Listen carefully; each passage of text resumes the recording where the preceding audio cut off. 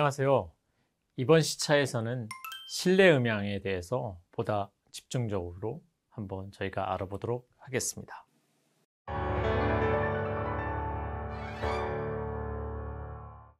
피해갈 수 없죠? 제가 지난 시간에 또 어떤 공부를 했는지 함께 리뷰를 해보면 좋을 것 같은데요. 다음 정의가 나타내는 음향 분야는 무엇일까요?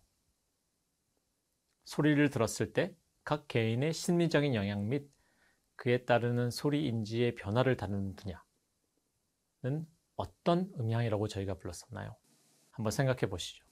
기억을 더듬어서 바로 심리 음향 혹은 사이코어쿠스틱스라는 분야였습니다. 실내 음향의 이 중요한 이유는 바로 공간이 반사음을 만들기 때문입니다. 즉 소리가 생겼을 때 벽에 반사되면서 생기는 이 반사음, 영어로는 reflection이라고 하는데요. 이런 반사음을 통해서 여러 가지 소리에 영향을 받게 되는데요. 소리의 크기감, 반사음이 생기면 소리가 더 크게 들립니다. 혹은 소리의 음색, 반사음을 통해서 소리의 색깔이 바뀌기도 하고요. 또는 공간감에 영향을 주기도 합니다. 이걸 통해서 얼마나 큰 공간에 내가 있는지를 스스로 인식할 수 있게 되죠. 그래서 반사음이 없는 공간을 저희들이 과학적으로는 자유음장 혹은 free field라고 하는데, 반대로 반사음이 존재하는 일반적인 이런 공간을 확산음장 이렇게 얘기합니다. 즉 소리가 자유롭게 아무런 영향 없이 갈 수 있는 그런 음장을 free field라고 하고, 소리가 확산을 통해서 영향을 받는 공간, 이런 공간을 diffuse field이라고, 확산음장 이렇게 보면 될 것 같습니다. 그러면 자유음장이라는 게 과연 어떤 것일까요? 자유음장에 관한 내용을 설명드리다가 저희가 장소를 바꿔서 카이스트에 있는 이곳 무향실, 영어로는 anechoic chamber라고 하는데요. 그야말로 에코가 없는 방, 무향실이죠. 이곳에 왔습니다. 자유음장, 프리필드라는 것은 자연 세계에서는 존재하지 않는데요. 의도적으로 혹은 인위적으로 생길 수 있는 모든 반사음들을 다 없앴습니다. 지금 보시면 알겠지만 이 벽들에 설치된 이러한 흡음재들을 이용해서 반사가 생기지 않도록 그렇게 의도적으로 인위적으로 만드는 그런 방입니다. 그렇기 때문에 이 방에서 가만히 누워 있으면 자기 심장 소리도 들을 수 있고요. 그리고 귀가 자연스럽게 만들어내는 공명음, 이런 것까지도 다 들을 수가 있습니다. 그만큼 어떤 소리가 만들어냈을 때 반사 등이 전혀 생기지 않고 지금 녹음되는 마이크까지 바로 한 번에 전달되는, 그야말로 정말 자유음장인 거죠. 제가 평소에 마이크를 통해서 여러분에게 강의할 때보다도 훨씬 더 어쩌면 답답하다고 느끼실지도 모르겠어요. 왜냐하면 보통 때는 방 안에 있는 반사를 통해서 조금씩 에너지가 증가돼서 조금씩 에너지를 이렇게 보충되는 그런 역할을 받는데, 이곳에서는 반사음이 전혀 없기 때문에 그런 도움을 전혀 받을 수가 없습니다. 굉장히 답답하긴 하지만 음향적으로 실험하기에는 굉장히 좋은 장소입니다. 왜냐하면 소스가 만들어내는 그 자체만을 녹음할 수 있기 때문이죠. 다른 곳에서는 소리가 소스에서 원 위치에서 발생된 것인지 혹은 벽을 타고 온 것인지를 구분하기가 어려운 경우가 많은데, 이곳에서 소리를 발생했을 때는 제 음원 자체에서 여기서부터 발생된 소리가 지금 녹음되고 있는 그 마이크까지 전달되는 하나의 경로밖에 없게 됩니다. 그래서 굉장히 흥미롭지만 굉장히 또 학문적으로는 중요한 장소이기도 합니다. 이와 같은 자유음장이 실제로 밖에서도 하나 더 구현해 볼 수 있는데요. 자유음장에 가까운, 어떻게 보면 세미 자유음장이라고 할 수 있을 것 같은데, 그것으로 한번 또 여러분과 함께 이동해 보도록 하죠. 제가 장소를 바꿔서 야외로 나와봤는데요. 반사될 공간이 없기 때문에 제 목소리가 에너지가 전 방향으로 다 방사되면서 반사되는 에너지에 도움을 받지 못하고 오직 직접음만 전달되는 것 같습니다. 물론 정확하게 말씀드리면 바닥에서 반사되는 음이 있긴 합니다만, 그럼에도 불구하고 반사로 인한 음향 에너지의 도움을 받지 못하기 때문에 말하는 저도 굉장히 답답함을 느끼고, 아마 들으시는 분들도 조금 답답하다라고 생각하실지도 모를 것 같습니다. 네, 저희는 다시 장소를 바꿔서 이곳 카이스트 대강당에 왔습니다. 여러분 아마 직관적으로 느끼셨을 것 같은데, 이전에 비해서 제 목소리가 훨씬 더 울리고 있다는 걸 아마 느끼실 수 있을 거예요.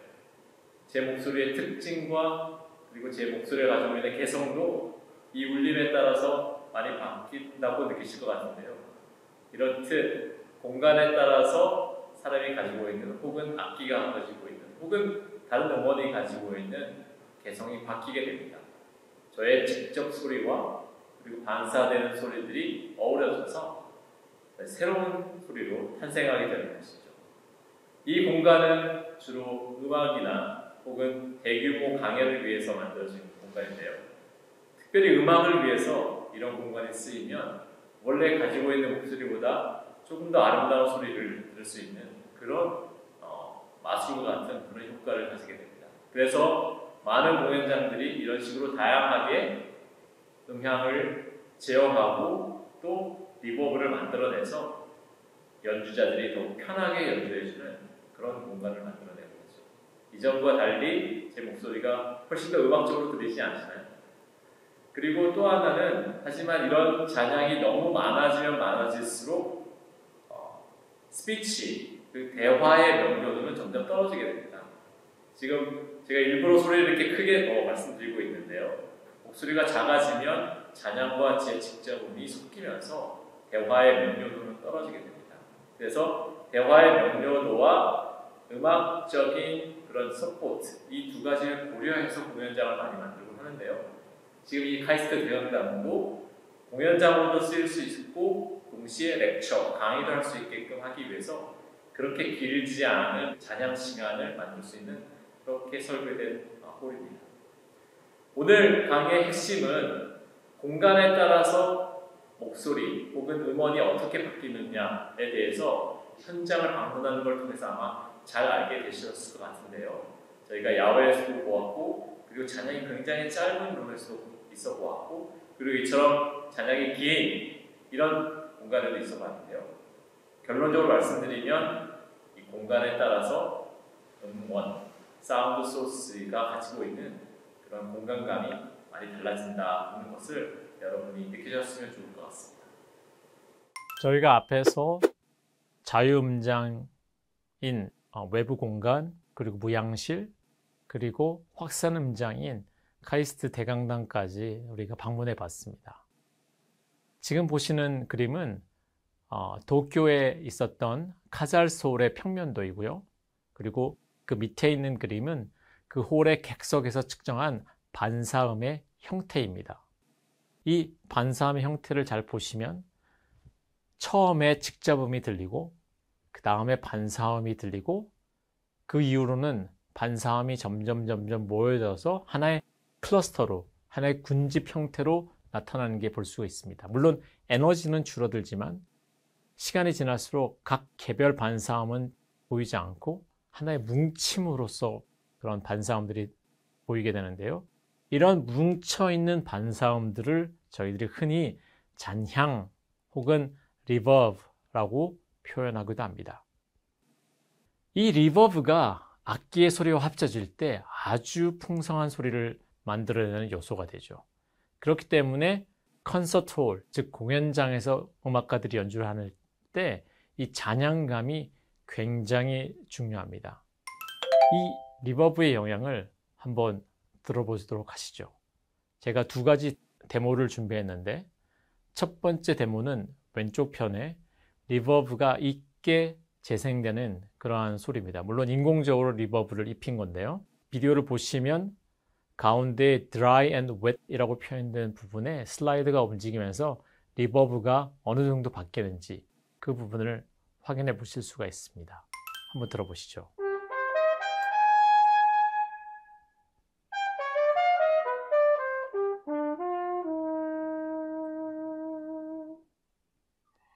이 클라리넷 소리가 아주 풍성하게 리버브에 따라서 들리고, 그리고 리버브 양을 조절하는 거에 따라서 느낌이 바뀐다는 걸 아실 수 있을 것 같습니다. 반대로 이번에 오른쪽에 있는 리버브가 없는 원소리, 오리지널 이 클라리넷 음악을 한번 들어보시죠.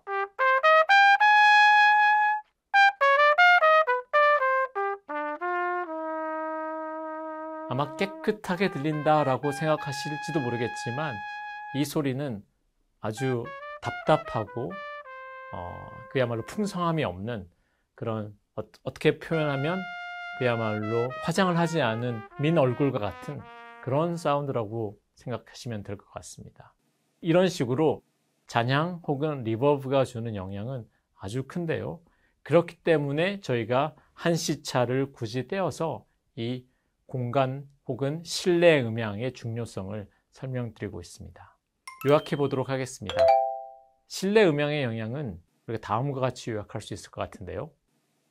첫째, 악기의 음색 및 공간감을 바꾸고, 두 번째, 음성 및 대화의 명료도에 영향을 미칩니다. 제가 이렇게 말씀드릴 때 굉장히 깨끗하게 들리는 이유는 이 방의 반사음들이 제가 얘기하는 대화를 그렇게 방해하지 않기 때문입니다.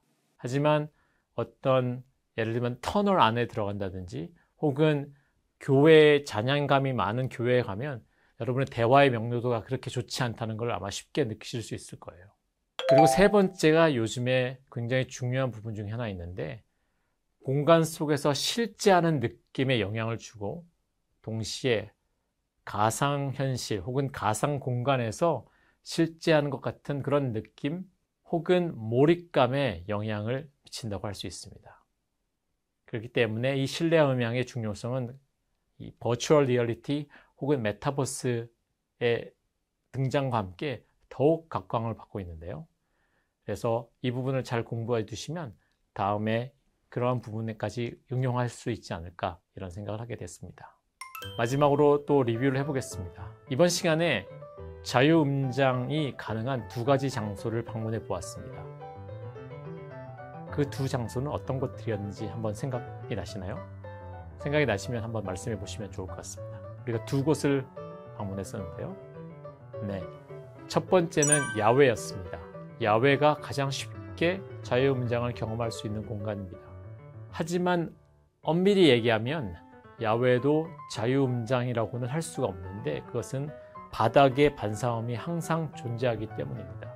상대적으로 더 자유음장이라는 것이 이시지 완벽한 자유음장은 아닙니다.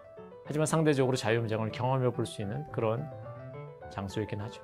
그리고 두 번째는 무향실이었습니다. 그야말로 무향, 리버브가 존재하지 않는, 반사음이 존재하지 않는 그런 방인데요. 영어로는 anechoic chamber라고 하는데, 이 방에서 저희가 완벽한 자유음장을 여러분 한번 경험해 보셨던 걸로 기억이 납니다. 그래서 이 두 가지가 자유음장에 가능한 장소라는 걸 기억해 두시면 좋을 것 같습니다. 우리 다음 시간에는 좀 더 기본적인 내용으로 돌아가서 음향의 기본 물리적인 단위인 주파수, 진폭, 위상, 그리고 진폭과 관련된 음압, 음력, 사운드 강도 등에 대해서 같이 공부해 보도록 하겠습니다. 이러한 내용을 바탕으로 더 깊은 사운드 리코딩 혹은 톤 마스터가 공부하는 내용들을 따라잡을 수 있을 것 같습니다. 그럼 다음 시간에 뵙도록 하겠습니다.